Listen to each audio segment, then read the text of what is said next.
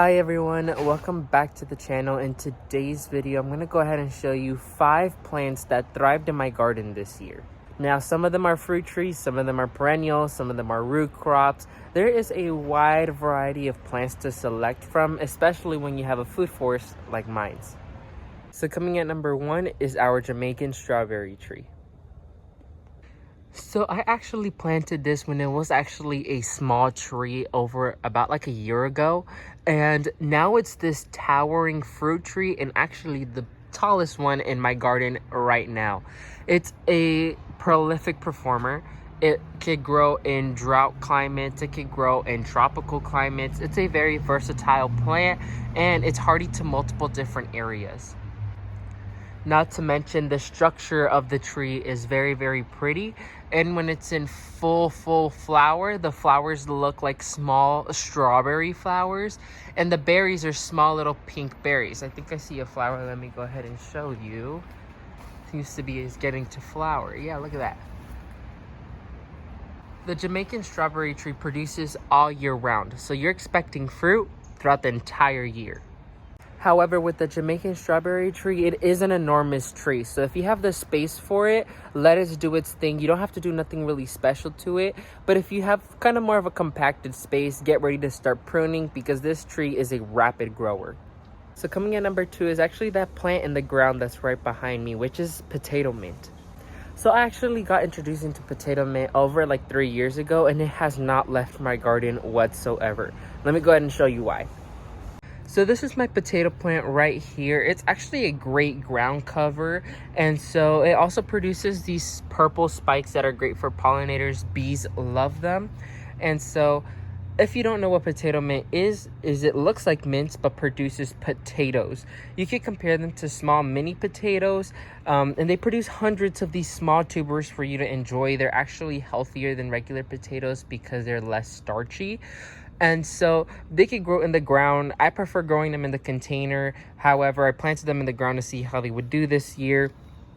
And so it seems to be they've been doing really, really good thus far. But I'm going to wait until I harvest them to really know the answer, if it's better in a container or in the ground. They're also very easy to propagate. You just get a piece of the stem and you stick it in the ground, and literally it's going to start growing. It's very, very easy to propagate. And it's very easily a great grower, as you could tell. Coming at number 3 is mulberries. So mulberries are actually perfect for South Florida.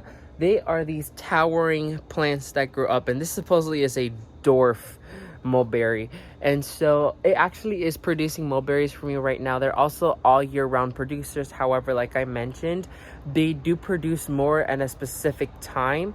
And so like right now I'm enjoying a small handful of them. However, usually during the summertime is when they explode in production. It's absolutely wild. So if we look up, you can see all those little small berries I have. There's some here, there's some right here as well.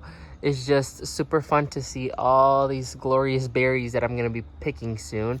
It's also great for the birds when it comes to wintertime, although here we don't have no winter, so the birds still have food. But look at that. That's super, super cool. And these trees are towering plants. They're like super tall. They were dwarf plants, but clearly they're not anymore. Coming at number 4 is the sisu spinach, and this one has been a very popular one lately. So I have here sisu spinach, and it's actually, if you don't know what it is, it's a tropical spinach. A perennial spinach does not die whatsoever. It has these tender, curly leaves that are very, very good as a substitute for regular spinach. As you know, when you grow regular spinach, once the hot temperatures arrive, they start bolting, and it's just a nightmare to grow them. However, sisu spinach, on the other hand, is a delight to grow. It grows very, very easy. It's a compacted plant. It stays at a smaller size, and you constantly get greens to harvest. It's really, really fun. I've seen my neighbors harvesting from them. I've seen customers at the nursery eat from them. This is just a very good, popular plant to use as a substitute for spinach. Finally is actually a tree you may not have heard of, which is our peanut butter fruit tree.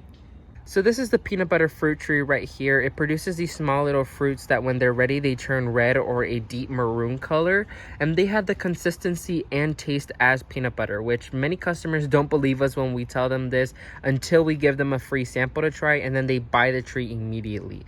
It's a cool plant that not a lot of people have heard of, and it is a tropical delight to have. And so this is a super small compacted tree. I actually had fruit from it in less than a year. We start ours from seed, and within a year we get fruit already, which is really cool. So let's go ahead and wrap up this video. So Ultimate Gardeners, that's gonna be it for this video. I gave you guys a quick run through of 5 plants I selected that thrived in my garden this year. This is a small handful of the hundreds of plants I have here at the food forest. Just not all of them did ever so well, and so I only selected the ones that I have seen the best production or performance off of this year. Leave me in the comment section below the plant that have performed the best for you this year, as well as the ones that probably have performed the worst for you. I'll be releasing a video of that as well, the ones that haven't been ever so successful this year for me. And so stay tuned for that video. So happy Thanksgiving to everyone. May God bless you and your entire family, and never forget to grow big, Ultimate Gardeners. Bye everyone.